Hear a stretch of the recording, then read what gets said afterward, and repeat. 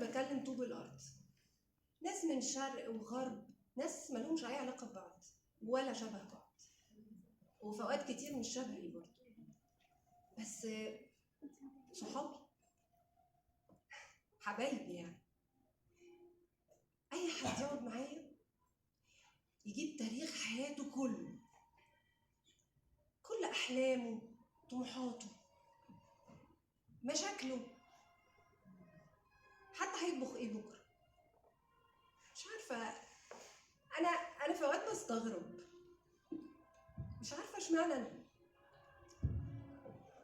يمكن عشان ما بحبش احكم على حد، وما بحبش اناقش حد في قرارات خدها خلاص. اصل يا جماعه الحياه اسهل من كده بكتير،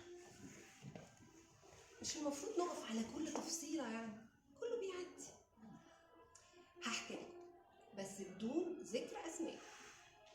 هحكي لكم على واحده صاحبتي غاليه عليا قوي، هي بقالها شويه غايبه عني.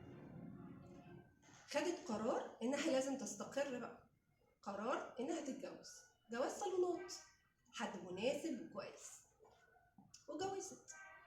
بس بعد فتره للاسف مش كبيره يعني، همسكها. بعد فتره مش كبيره اكتشفت ان هي مش مرتاحه خالص، استحملت حاجات كتير جدا